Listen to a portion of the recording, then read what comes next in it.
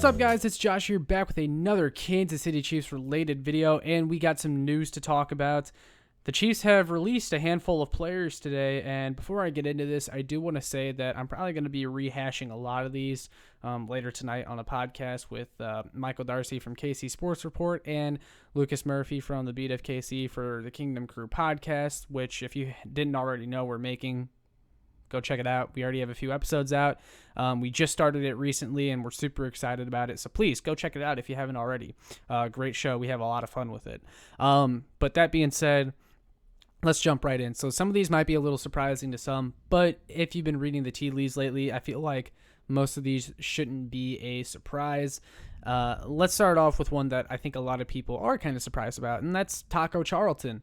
Taco Charlton was released today. Well, hold on. Let me go ahead and give you the list. So it's Taco Charlton, Will Parks, Brian Witzman, Riley Cole, Anthony Gordon. Just wanted to give you guys the quick list real quick. But anyway, Taco Charlton.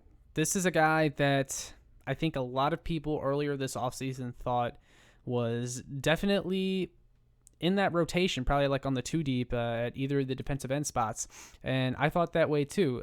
And I know a lot of people were concerned with the overall lack of depth at defensive end, and Taco Charlton was a part of that. And so to get rid of him, it almost makes your depth seem worse than it was before, especially given how Taco Charlton performed last year. He was one of their most efficient pass rushers.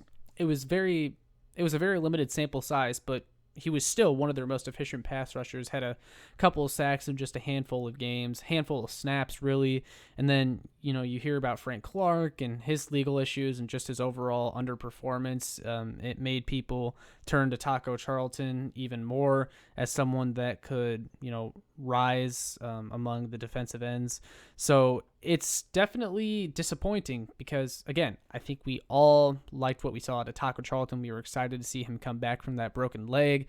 And I think part of the reason why he's being cut today is because he never really fully healed from that broken leg. I think he had some health issues. I know he was being held out a lot at Chiefs training camp. He wasn't really playing in a lot of the preseason games, and now he's gone. And I talked about this with Lucas and Michael in our past couple podcasts about, is Taco Charlton a lock to make this roster? And obviously the answer is no today. But, before we were questioning, when everyone else wasn't, is Taco Charlton going to make it? Because we haven't really seen anything out of him in training camp or the preseason games. So it's not a total surprise, but it is a disappointment because I was fond of Taco. I liked Taco Charlton. I thought he was someone that could have made noise in this rotation.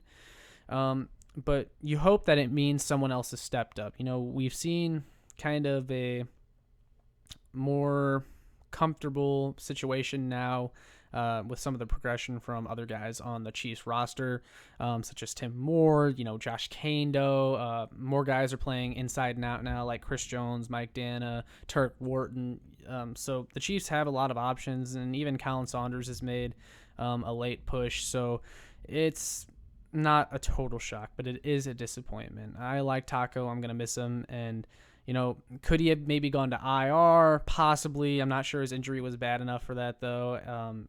I guess another question is, could Taco Charlton come back to the practice squad? I'm not sure he's practice squad eligible even, and given what teams saw from him last year, I wouldn't be surprised if someone else went ahead and picked him up on a flyer, but we'll see. Best of luck to Taco. The next one that might be a little bit of a surprise to some is Will Parks. I think at the start of training camp, Will Parks was kind of thought of as a shoo-in for the fourth safety behind Tyrann Mathieu, Juan Thornhill, and Dan Sorensen. Obviously, that's not the case. And Will Parks is another guy that we talked about on the Kingdom Crew pod as, hadn't really done anything in training camp or preseason. Does he make this roster? You have Armani Watts, who's getting first-team reps and was putting on some good performances. Devin Key, the UDFA, that the team seems to be impressed with. I'm not overly impressed with him, but I definitely think he's someone that the Chiefs like and could maybe head to the practice squad. It could also mean that the Chiefs plan to keep more cornerbacks and safeties. I'm not sure, or they're just saving the roster spot for somewhere else, and you had to kind of think about that with the Taco Charlton release too. Maybe it's just a numbers game and the Chiefs value the roster spot somewhere else, and they just had to make a decision, and that's the decision that they made. So yeah, and it's kind of a good thing. Well, you hope it's a good thing because you want the Chiefs to start having more depth, and maybe this is a sign that the Chiefs have so much depth that they're going to have to make tough decisions like this, and the Chiefs have been a very top-heavy team in the past, so hopefully this is a good sign. But moving on, guard Brian Witzman, didn't really expect much there from Brian Witzman. He's honest. I'm surprised he's still around. I remember when he was in the Chiefs rotation back in the day, but he's not anymore because he just got released today. Then there's linebacker Riley Cole, UDFA, that some people were high on. Not really surprised to see him go. Well, he was waived, so maybe there's a chance he still ends up on the Chiefs somehow. Anthony Gordon, also the quarterback. I'm a little surprised by this one. Now, everyone knows that I'm not too big in the whole Anthony Gordon versus Shane Buechele in the camp thing because it ultimately doesn't matter. If the Chiefs are keeping Chad Henne and Patrick Mahomes on the main roster, that's it.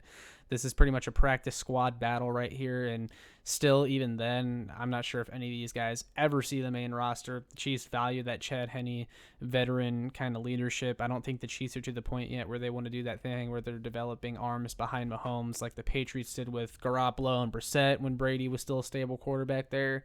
And then kind of shipping off those backup guys that they develop for assets. I don't think the Chiefs are at that point yet.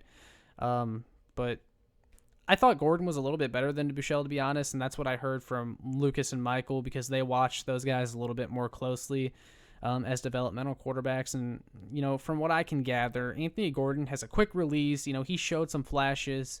So maybe I'm a little bit surprised to see them release Gordon over Buechele, but ultimately doesn't matter.